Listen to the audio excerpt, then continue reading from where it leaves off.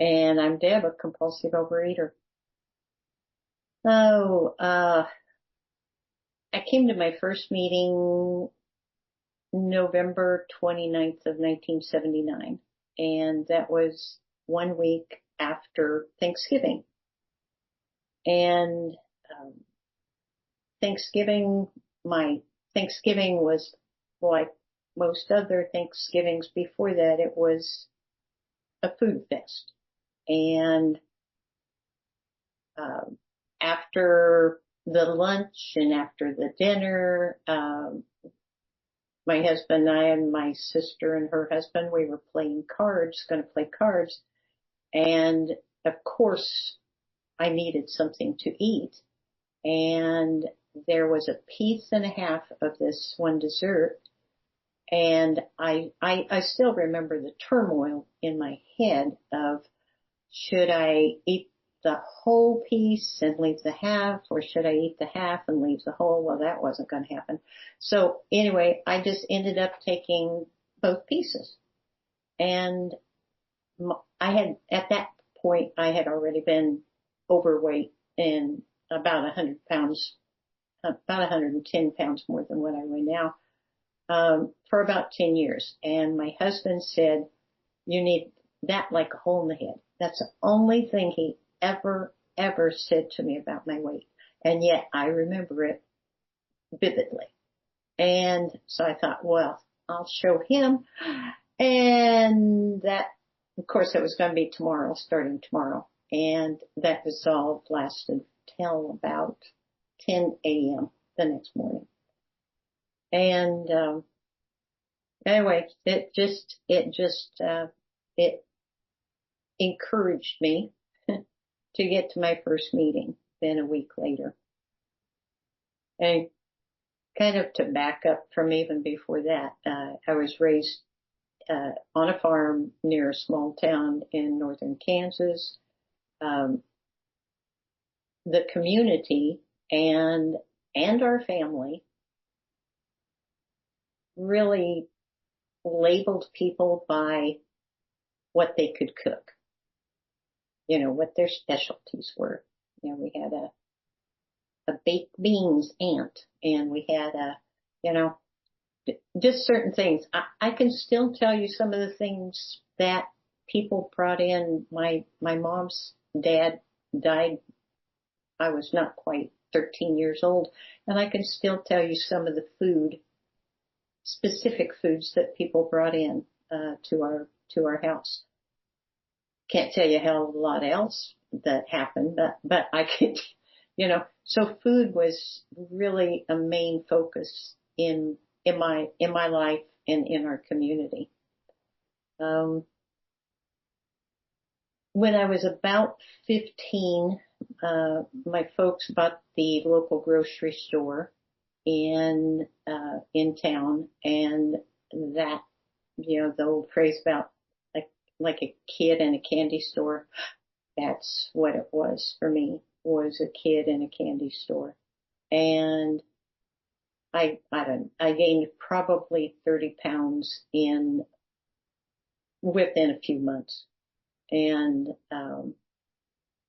let's see, as I was, just past a senior, had graduated, a doctor, prescribed some diet pills for me, which I now know were probably some sort of whatever, amphetamine. And I did lose weight, and started off to college and ended up meeting my husband, and we got married a year later, and 10 years later was really our that Thanksgiving that I had mentioned before. I had also quit smoking about 6 weeks before my first OA meeting, and I resorted to eating sunflower seeds in the shell, and I would eat somewhere between a half pound and a pound a day. My mouth, my fingers, my tongue, my gums, everything was sore, and none of that stopped me or slowed me down. So once I came to my first meeting, and it was obvious to me that I was, yeah, I had an issue that I wanted to solve. And I thought all I wanted to do was lose weight. That's the only reason I came to my first meeting. And at the first meeting, there were 5 people. There was the leader, and then there were 4 of us that it was maybe our first or second time. And the leader asked us to say just what we wanted from, what we were looking for in OA. And when it came my turn, I said, I want to like myself. And I wasn't even going to stretch it out to love myself, just like myself. And until that moment, I hadn't realized how much I disliked myself. Came to my first meeting, went home and binged, thinking these people are trying to brainwash me. And it was kind of like I had, somebody knock on my head and said, your brain really could use a little cleansing. So I came back to my second meeting and decided at that point that I was going to give OA a try, and I was going to keep coming. I was going to come for a year. I was going to do 6 months once a week, then 3 months every 2 weeks, and then 3 months once a month, kind of wean myself off. I was going to be out of here. And so far, I'm, 44 years past my deadline, but I guess I'm really on my higher powers timeline at this point. So, and I think about the different ways that I tried to lose weight. None were successful. I can't even say I was a yo-yo dieter. I was simply a yo dieter. Just everything just kept going up and up and up. And I came to my first meeting and got a sponsor after my second meeting. And I really feel like my first sponsor saved my life and probably my husband's life and children's lives in many ways. I was a very negative person, very angry person, did a lot of fault finding, a lot of manipulation, trying to get things done my way. And I remember doing my first 4th step, and there was anger and fear and blame were the biggies for me that I could use, another whole page to write on each one of those. My first 4th step also included trying to write assets, the defects and then the assets. And I had a really difficult time writing anything about my assets because what I focused on was so much of the defects. I think and I think I mentioned before, my first sponsor said that it's important just to keep coming back. If all I could do is get 2 meetings, if that's the only thing I could do for my recovery, then do it. That's vital. And just to keep coming back. The only way to fail was to quit completely. And I would have to say over the years that I've been in the program, I have always attended meetings regularly. So I think for me, that's been one of the keys for longevity and success, in recovery. I worked through steps with my first sponsor, and the food lost a lot of its attraction. But I I would switch to other addictions. At the time I worked downtown and there's, shopping stores. There were stores, around our, place of business. And so when I'd go out for noon, I'd find all these things I could then buy. And that's so after a very short time, it's kind of like, this is a problem. So I just never took my purse with me. It's kind of like, if I didn't have my purse, I couldn't buy anything. And that was, one thing. I also noticed that when something came up that I wanted really to avoid, I thought, well, I'll have a drink.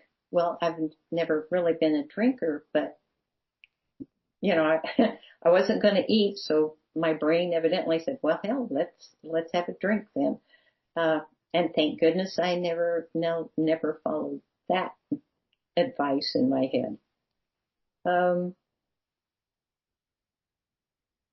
Trying to think, I think one of the other things that has helped a lot in program or, through the years has been really using the tools. And I don't use every tool every day, but, I am, and I have a sponsor. I am a sponsor and I have a sponsor. Staying connected with other people in the program who understand. Like I said, getting to meetings is another important part. Reading literature. I read literature daily, and I have an electronic version on my phone of most of the literature. And so whenever I go, my phone goes with me. So I have some literature with me all the time. I think having a food plan and that ties in for me with an action plan, just to have a plan, and not only just the, food part of it, but, to read the literature, for me to do some prayer meditation, get to meetings, regularly, things like that. When I started program, I was 28 years old, and our kids, at the time were, let's see, probably 8 and 5. And, after I was in the program for a couple of years, I asked the kids, what have you seen? What's different about me than what I was like before? And I was expecting butterflies and birds and, little rainbows and just, lovely things like that.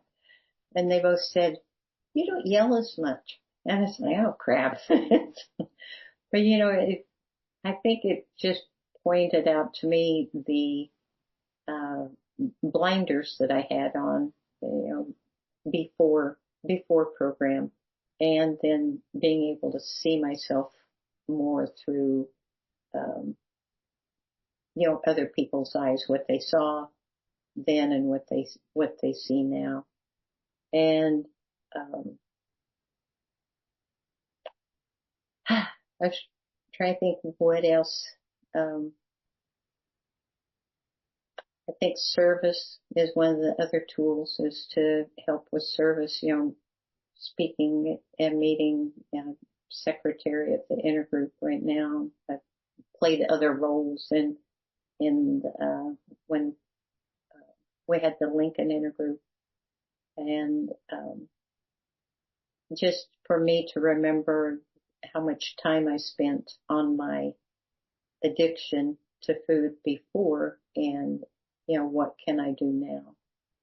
And again, I remember my first sponsor said that I should be willing to spend as much time on recovery items as I did on, on working on my disease.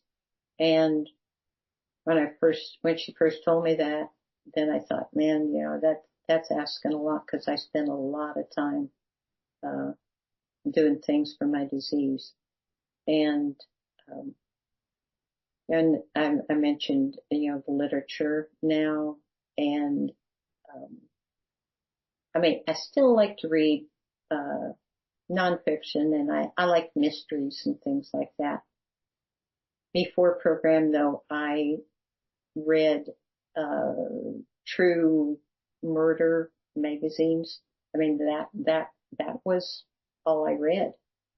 And that's, that's what I was feeding into my brain. So what came back out of my brain was usually not really healthy stuff. So noticing, reading program literature, or other literature that is more uplifting, really lightens my attitude, lightens my brain, um, and kind of cleans out my thoughts. I'm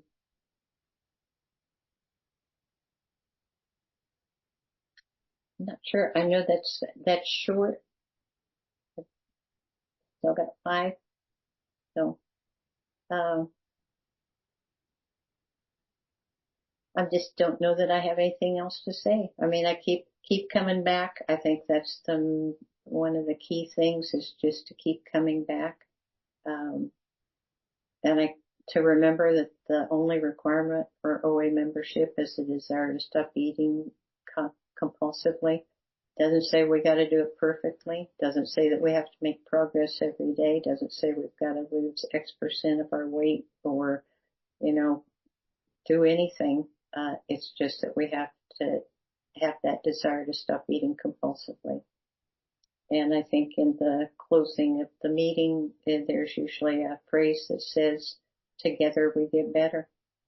And for me to remember that, because by myself, I got myself into this program, 100 pounds overweight, miserable, angry with the world, isolated from the world. And it's important just to keep coming back and remember that together we get better. So I think I'm done. Thanks.